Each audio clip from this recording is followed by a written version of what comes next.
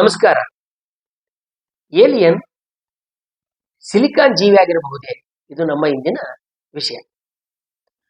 ಅನ್ಯಲೋಕದ ಜೀವಿ ಏಲಿಯನ್ ಭೂಮಿಯ ಜೀವಿಗಳಿಗಿಂತ ಬೇರೆ ಆಗಿದ್ದು, ಅದನ್ನು ಮಾಡಿರ್ತಕ್ಕಂಥ ಮೂಲ ಧಾತು ಸಿಲಿಕಾನ್ ಆಗಿರಬಹುದೇ ಅಂತಕ್ಕಂಥದ್ದು ನಮ್ಮ ಚರ್ಚೆ. ಭೂಮಿಯ ಮೇಲೆ ಸಸ್ಯ ಸೇರಿದಂತೆ ಎಲ್ಲ ಜೀವಿಗಳಿಗೆ ಕಾರಣ ಆಗಿರ್ತಕ್ಕಂಥ ಮೂಲ ಧಾತು ಇಂಗಾಲ. ಆವರ್ತಕ ಕೋಷ್ಟಕದಲ್ಲಿರ್ತಕ್ಕಂತಹ ಹಾಗೆಯೇ ಆವರ್ತಕ ಕೋಶದಲ್ಲಿರ್ತಕ್ಕಂಥ 112 ಧಾತುಗಳ ಪೈಕಿ ಇಂಗಾಲವೇ ಏಕೆ ಜೀವಿಗಳನ್ನು ಕಟ್ಟಲು ಬಳಕೆಯಾಗಿರ್ತಕ್ಕಂಥ ಇಟ್ಟಿಗೆಯಾಗಿದೆ ಅಂತಕ್ಕಂಥ ಪ್ರಶ್ನೆ ಸಹಜವಾಗಿಯೇ ನಮ್ಮ ಮುಂದೆ ಎದುರಾಗ್ತದೆ.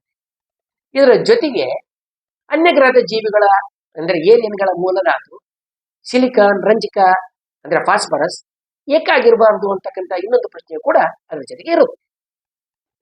ಭೂಮಿಯ ಮೇಲಿರ್ತಕ್ಕಂಥ ಜೀವ ಇಂಗಾಲ ಆಧಾರಿತ ಅಂತಕ್ಕಂಥ ಹೇಳಿಕೆ ಹಿಂದೆ ಹಲವು ಅರ್ಥಗಳಿದ್ದಾವೆ. ಇಲ್ಲಿ ಇಂಗಾಲ ಅಂತ ಹೇಳಿದ್ರೆ ಅದರ ರಾಸಾಯನಿಕ ಸಂಯೋಜನೆಗಳು ಅಂತಲೇ ಅರ್ಥ.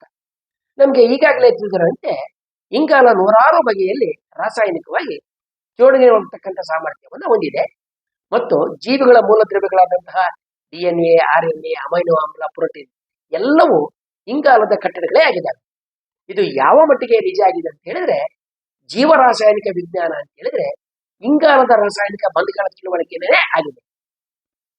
ಇಂಗಾಲ ವಿಶ್ವದ ಎಲ್ಲ ಕಡೆ ಸಾಕಷ್ಟು ಪ್ರಮಾಣದಲ್ಲಿ ಇರೋದೇ ಇದಕ್ಕೆ ಕಾರಣ ಇರಬಹುದೇ ಅಂದ್ರೆ ಇಲ್ಲ ಅಂತ ನಾವು ಹೇಳ್ಬೇಕಾಗುತ್ತೆ.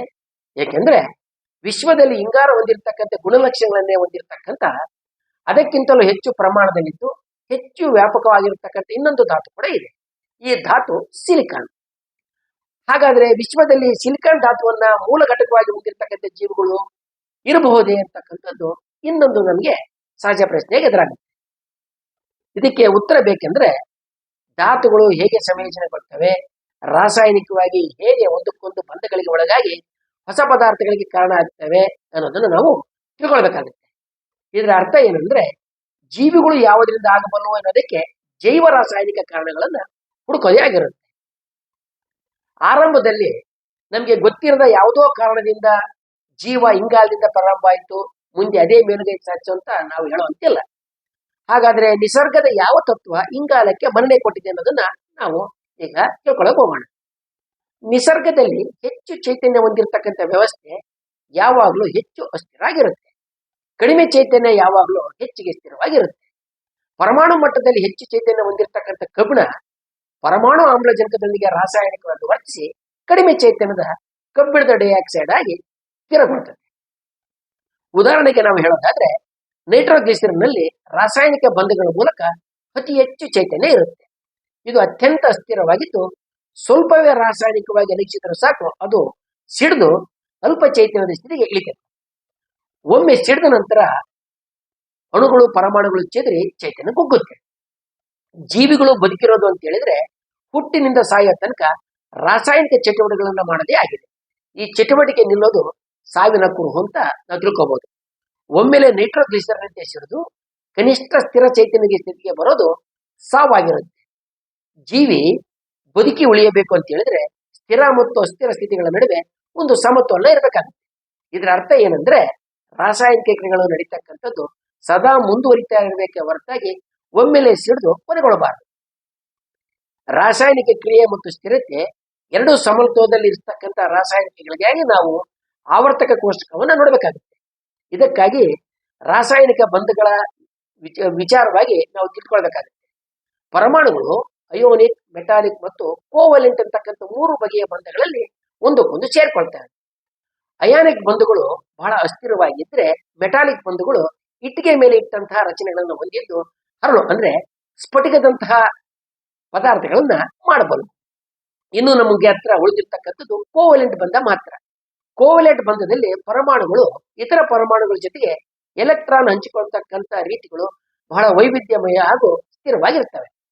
ಇಂಗಾಲದ ಪರಮಾಣುವಿನ ಹೊರಗಿನ ಕಕ್ಷಿನಲ್ಲಿ 4 ಎಲೆಕ್ಟ್ರಾನ್ಗಳನ್ನ ಹೊಂದಿದೆ.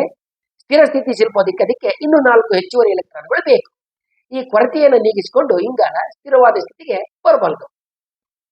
ಇಂಗಾಲ ಜಲಜನಕ ಹಾಗೂ ಇತರ ಪರಮಾಣುಗಳ ಜೊತೆಗೆ ಸೇರಿ ಬಹಳ ಸಂಕೀರ್ಣವಾದಂತಹ ಇನ್ನೊಂದು ಅಣುರೂಪಗೊಳ್ತಕ್ಕಂಥದ್ದು ಸಾಧ್ಯ ಇದೆ. ಮೀಥೇನ್ ಅಣುವಿನಲ್ಲಿರ್ತಕ್ಕಂಥ ಒಂದೊಂದು ಜಲಜನಕ ಪರಮಾಣುಗಳನ್ನು ತೆಗೆದು ಅವೆರಡನ್ನ ಬಂಚಿದ್ರೆ ಈಥೇನ್ ಆಗುತ್ತೆ.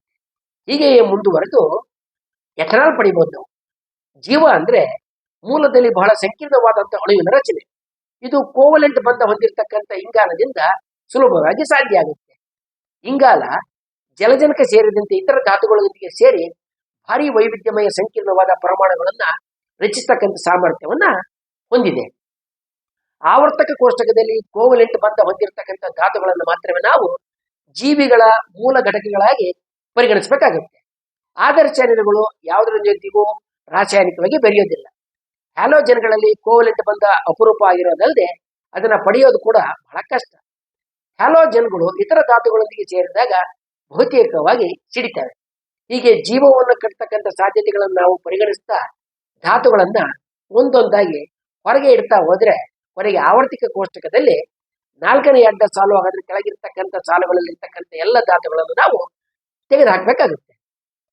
ಕೆಲವು ಧಾತುಗಳು ಕೋವಲೆಂಟ್ ಬಂಧಗಳನ್ನ ರಚಿಸಿಕೊಳ್ಳಬಲ್ಲವಾದರೂ ಕೂಡ ಅಂತಹ ಬಂಧದಿಂದ ಆದಂತಹ ಹೊಸ ಅಣುಗಳ ಗಾತ್ರ ಬಹಳ ದೊಡ್ಡದಾಗಿದ್ದು ಅವು ಅಸ್ಥಿರವಾಗಿರ್ತವೆ. ಆರ್ಸೆನಿಕ್ ಮತ್ತು ಫಾಸ್ಫರಸ್ ಅಂದ್ರೆ ರಂಜಕ ಒಂದೇ ವೇಲೆನ್ಸಿಯನ್ನ ಹೊಂದಿದ್ದೇವೆ. ಜೀವನ ರಚನೆಯ ಘಟಕದಲ್ಲಿ ಫಾಸ್ಫರಸ್ ಬದಲು ಆರ್ಸೆನಿಕ್ ಬಳಕೆಯಾದ್ರೆ ಆಗ ಉಂಟಾಗ್ತಕ್ಕಂಥ ಅಣು ಒಡೆದು ಹೋಗಿ ಜೀವಿಗಳಲ್ಲಿ ಕೋಶ ಮಟ್ಟದಲ್ಲಿ ನಡೀತಕ್ಕಂಥ ಇತರ ರಾಸಾಯನಿಕ ಕ್ರಿಯೆಗಳಿಗೆ ಅಡಚಣೆ ಉಂಟಾಗುತ್ತೆ. ಆದ್ರಿಂದಲೇ ನಮಗೆ ಕೊನೆಗೆ ಜೀವಿಗಳನ್ನು ಕಟ್ತಕ್ಕಂಥ ಮೂಲ ಇಟ್ಟಿಗೆಗಳು ಆಗ್ತಕ್ಕಂಥ ಅರ್ಹತೆಯನ್ನು ಹೊಂದಿರತಕ್ಕಂತಹ ಜಲಜನಕ, ಇಂಗಾಲ, ಸಾರಜನಕ, ಆಮ್ಲಜನಕ, ಸಿಲಿಕಾನ್, ರಂಜಕ ಮತ್ತು ಗಂಧಕ ಅಂತಕ್ಕಂಥ 7 ಧಾತುಗಳು ಮಾತ್ರ ಉಳ್ಕೊಳ್ತವೆ. ಭೂಮಿಯಲ್ಲಿ ವಿಕಾಸಗೊಂಡಿರ್ತಕ್ಕಂಥ ಜೀವಿಗಳು ಇಂಗಾಲವನ್ನ ಮೂಲ ಘಟಕವಾಗಿಯೂ ಇತರ ಧಾತುಗಳನ್ನ ಪರಿಪೂರಕ ಘಟಕಗಳಾಗಿಯೂ ಬಳಸಿಕೊಂಡಿದ್ದಾರೆ. ಇಂಗಾಲ ಹಲವು ಹಂತಗಳಲ್ಲಿ ಸಂಕೀರ್ಣ ರಚನೆಗಳನ್ನ ಹೊಂದತಕ್ಕಂಥ ಸಾಮರ್ಥ್ಯ ಮತ್ತು ಸ್ಥಿರ ಬಂಧಗಳನ್ನು ಹೊಂದತಕ್ಕಂಥ ಸಾಮರ್ಥ್ಯವನ್ನು ಹೊಂದಿದ್ದು ಜೀವಿಗಳ ರಚನೆಯ ಮೂಲ ಇಟ್ಟಿಗೆಯಾಗಿ ಕಾಣಿಸಿಕೊಂಡಿದೆ. ಇಂಗಾಲ 1 ಮತ್ತು 2 ಆಯಾಮಗಳಲ್ಲಿಯೂ ಕೂಡ ರಾಸಾಯನಿಕ ಬಂಧವನ್ನ ಹೊಂದತಕ್ಕಂಥ ಸಾಮರ್ಥ್ಯವನ್ನ ಹೊಂದಿದೆ. ನಾವೀಗ ನೋಡಿದ 7 ಧಾತುಗಳು ಜೀವ ಕಟ್ಟುವ ಮೂಲ ಇಟ್ಟಿಗೆ ಆಗ್ತಕ್ಕಂಥ ಅರ್ಹತೆಯನ್ನು ಹೊಂದಿವೆಯಾದ್ರೂ ಕೂಡ ಸಿಲಿಕಾನ್ ಮಾತ್ರ ಭೂಮಿಯಲ್ಲಿರ್ತಕ್ಕಂಥ ಜೀವಿಗಳಲ್ಲಿ ಬಳಕೆ ಆಗಿಲ್ಲ. ಇಂಗಾಲ ಮತ್ತು ಸಿಲಿಕಾನ್ ಎರಡರ ಗುಣಗಳ ನಡುವೆ ಹಲವಾರು ಸಾಮ್ಯತೆಗಳಿದ್ದಾವೆ.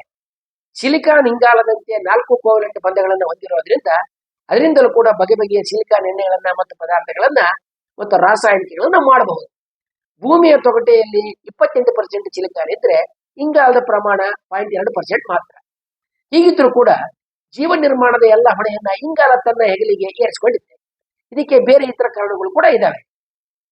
ಇಂಗಾಲದಂತೆ ಸಿಲಿಕಾನ್ ಕೂಡ ಜೀವಿ ಘಟಕಕ್ಕೆ ಅರ್ಹ ಅಭ್ಯರ್ಥಿ ಆದ್ರೂ ಕೂಡ ಅದು ನೀರಿನ ಜೊತೆಗೆ ತೀವ್ರವಾಗಿ ರಾಸಾಯನಿಕವಾಗಿ ವರ್ತಿಸುತ್ತೆ ಮತ್ತು ನೀರಿನಲ್ಲದು ಅಸ್ಥಿರವಾಗುತ್ತೆ. ಭೂಮಿಯಲ್ಲಿ ಮೊದಲ ಜೀವ ವಿಕಾಸ ಕಡಲಿನಲ್ಲಿ ಅಂದ್ರೆ ನೀರಿನಲ್ಲಿ ಆಗಿರೋದನ್ನ ಗಮನಿಸಿದ್ರೆ ನಾವು ಆರಂಭದಲ್ಲಿನೇ ಸಿಲಿಕಾನ್ ಸ್ಪರ್ಧೆಯಿಂದ ಹಿಂದಕ್ಕೆ ಉಳಿದಂತೆ ಕಾಣ್ತದೆ. ಜೀವ ಅಂದ್ರೆ ಸತತವಾಗಿ ಬದಲಾಗ್ತಕ್ಕಂಥ ರಾಸಾಯನಿಕಗಳ ಕ್ರಿಯೆಗಳ ಸರಣಿ. ಇದಕ್ಕಾಗಿ ನಾನಾ ಬಗೆಯ ರಾಸಾಯನಿಕಗಳು ದ್ರವವೊಂದರ ಮೂಲಕ ದೇಹದ ಎಲ್ಲ ಕಡೆ ಹರಿದಾಡಬೇಕಾಗುತ್ತೆ. ವಿಶ್ವದಲ್ಲಿ ಅತ್ಯಂತ ವ್ಯಾಪಕ ಮತ್ತು ಅತ್ಯಂತ ಸರಳವಾದ ದ್ರಾವಣ ಅಂದ್ರೆ ದ್ರವ ಮಾಧ್ಯಮ ಅಂದ್ರೆ ನೀರು. ಆದ್ರಿಂದ ನೀರು ಸಿಲಿಕಾನ್ ಸೇರಿದ ಜೀವಿ ಉಳಿತಕ್ಕಂಥದ್ದು ಬಹಳ ಕಷ್ಟ. ಸಿಲಿಕಾನ್ ರಾಸಾಯನಿಕಗಳು ಹೈಡ್ರೋಕಾರ್ಬನ್ಗಳಲ್ಲಿ ಮತ್ತು ಗಂಧಕದ ಆಮ್ಲಗಳಲ್ಲಿ ಸ್ಥಿರವಾಗಿರ್ತವೆ. ಶುಕ್ರಗ್ರಹದ ವಾತಾವರಣದಲ್ಲಿ ಗಂಧಕದ ಆಮ್ಲ ಇದೆ. ಇದು ಸಿಲಿಕಾನ್ ಕಾಯ್ದುಕೊಳ್ಳಬಹುದಾದಂತಹ ಸ್ಥಿರ ದ್ರಾವಣ ಆದರೂ ಕೂಡ ಅದಕ್ಕೆ ಇತರ ತೊಡಕುಗಳು ಕೂಡ ಇದ್ದಾವೆ. ದ್ರವ ರೂಪದ ಹೈಡ್ರೋಕಾರ್ಬನ್ಗಳು ಬಹಳ ತಂಪಾಗಿರ್ತವೆ ಮತ್ತು ಭಾರಿ ಸಂಕೀರ್ಣಗಳನ್ನು ನಾವು ಹಿಡಿದುಕೊಳ್ಳೋದಕ್ಕೆ ಸಮರ್ಥ ಇರೋದಿಲ್ಲ. ಇನ್ನು ಗಂಧಕದ ಆಮ್ಲ ತೀವ್ರವಾಗಿ ಕ್ರಿಯಾಶೀಲ ಆಗಿದ್ದು ಸುಡುಗತಕ್ಕಂಥ ಗುಣವನ್ನ ಹೊಂದಿದೆ. ಶುಕ್ರಗ್ರಹದ ಜೀವಿಗಳು ಗಂಧಕ ಆಮ್ಲದಲ್ಲಿರ್ತಕ್ಕಂಥ ಸಿಲಿಕಾನ್ ಅಣುಗಳನ್ನ ಹೊಂದಿರಬಹುದು. ಸಿಲಿಕಾನ್ ಪರಮಾಣುವನ್ನ ಇಂಗಾಲದ ಮತ್ತು ಇತರ ಸಂಕೀರ್ಣ ಅಣುಗಳೊಂದಿಗೆ ಅಥವಾ ಆಮ್ಲಜನಕದೊಂದಿಗೆ ಬೆಸೆಯೋದಕ್ಕೆ ಸಾಧ್ಯ. ಇದ್ರ ಬದಲು ಸುಲಭವಾಗಿ ಇಂಗಾಲದ ಅಣುಗಳನ್ನೇ ಬೆಸೆಯಬಹುದು. ಸಿಲಿಕಾನ್ ಇತರ ಜೀವ ಕಟ್ಟುವ ಧಾತುಗಳಿಗಿಂತ ಆಮ್ಲಜನಕದ ಜೊತೆಗೆ ಭಾರಿ ಬಿಗಿಯಾದಂತಹ ಬಂಧಗಳನ್ನ ಹೊಂದಿರ್ತದೆ. ಆದ್ರಿಂದ ಸಿಲಿಕಾನ್ ಹೊಂದಿದ ಪರಮಾಣುಗಳು ಆಮ್ಲಜನಕದಿಂದ ಸುಲಭವಾಗಿ ಒಡೆಯಲ್ಪಡ್ತವೆ. ಹಾಗೆಯೇ ಸಿಲಿಕಾನ್ ಮತ್ತು ಆಮ್ಲಜನಕಗಳ ಬಂಧನ ಒಡ್ತಕ್ಕಂಥದ್ದು ಬಹಳ ಕಷ್ಟ. ಇದರ ಅರ್ಥ ಏನಂದ್ರೆ ಸಿಲಿಕಾನ್ ಮತ್ತು ಆಮ್ಲಜನಕದ ರಾಸಾಯನಿಕ ಕ್ರಿಯೆಗಳು ಬಿಗಿ ಬಂಧಗಳಲ್ಲಿ ಒಂದೇ ದಿಕ್ಕಿನಲ್ಲಿ ಸಾಗ್ತಾ ಇರ್ತವೆ. ಈ ಕಾರಣದಿಂದಲೇ ಭೂಮಿನಲ್ಲಿ ಜೀವಿಗಳಲ್ಲಿ ಸಿಲಿಕಾನ್ ಬಳಕೆ ಆಗಿಲ್ಲ. ಭೂಮಿಯ ತೊಗಟೆಯಲ್ಲಿ ಭಾರಿ ಪ್ರಮಾಣದಲ್ಲಿ ಇರ್ತಕ್ಕಂಥ ಸಿಲಿಕಾನ್ ಹೆಚ್ಚು ಪ್ರಮಾಣ ಕಲ್ಲುಗಳಲ್ಲಿ ಸೇರಿಕೊಂಡಿದ್ದು ಜೀವಿಗಳಿಗೆ ಅದು ಸುಲಭವಾಗಿ ದಕ್ಕೋದಿಲ್ಲ. ಇದಕ್ಕಿಂತ ಬೇರೆಯಾಗಿ ಇಂಗಾಲದ ಡೈಆಕ್ಸೈಡ್ ವಾತಾವರಣದಲ್ಲಿ ಅತಿ ಹೆಚ್ಚಾಗಿದ್ದು ಪ್ರತಿ ಜೀವಿಗೂ ಸುಲಭವಾಗಿ ಸಿಗುತ್ತೆ. ಬೆಳಕಿನ ಕ್ರಿಯೆಗೆ ಅಂದ್ರೆ ಫೋಟೋಸಿಂಥಸಿಸ್ ಕ್ರಿಯೆಗೆ ದಕ್ಕುತ್ತೆ. ಸಿಲಿಕಾನ್ ಮತ್ತು ಆಮ್ಲಜನಕಗಳ ಬಂಧ ಇಂಗಾಲದೊಂದಿಗೆ ಆಮ್ಲಜನಕ ಹೊಂದತಕ್ಕಂಥ ಬಂಧಕ್ಕಿಂತ ಹೆಚ್ಚಿನ ಚೈತನ್ಯವನ್ನು ಒದಗಿಸ್ತದೆ. ಇಂಗಾಲದ ಡೈಆಕ್ಸೈಡ್ ನಲ್ಲಿ ಇರೋದಕ್ಕಿಂತಲೂ ಹೆಚ್ಚು ಚೈತನ್ಯ ಸಿಲಿಕಾನ್ ಆಕ್ಸೈಡ್ ನಲ್ಲಿ ಇದೆ. ಜೀವಿಗಳ ಯುಕೇಲಿಯನ್ ಕೋಶಗಳಲ್ಲಿ ಇರ್ತಕ್ಕಂಥ ಮೈಟೋಕಾಂಡ್ರಿಯ ಹಲವು ಹಂತಗಳಲ್ಲಿ ಚೈತನ್ಯವನ್ನು ಬಿಡುಗಡೆಗೊಳಿಸಿ ಅದನ್ನ ಎಟಿಪಿ ಅಣುಗಳಲ್ಲಿ ಸಂಗ್ರಹಣ ಮಾಡುತ್ತೆ. ಹಾಗೆಯೇ ಸಿಲಿಕಾನ್ ಆಧಾರಿತ ಜೀವಿಗಳಲ್ಲಿ ಆಮ್ಲಜನಕ ಸಿಲಿಕಾನ್ ಡೈಆಕ್ಸೈಡ್ ಆಗಿ ಪರಿವರ್ತಿತವಾಗಿ ಚೈತನ್ಯ ಸಂಗ್ರಹ ಆಗುತ್ತೆ. ಸಿಲಿಕಾನ್ ಡೈಆಕ್ಸೈಡ್ ಇಂಗಾಲದ ಡೈಆಕ್ಸೈಡ್ಗಿಂತ ಹೆಚ್ಚು ಸ್ಥಿರವಾಗಿರುವುದರಿಂದ ಸಿಲಿಕಾನ್ ಮೂಲ ಘಟಕ ಆಗಿರ್ತಕ್ಕಂಥ ಜೀವಿಯಲ್ಲಿ ಸಿಲಿಕಾನ್ ಡೈಆಕ್ಸೈಡ್ ಹಣಕಟ್ಟಲ್ಪಡುತ್ತದೆ.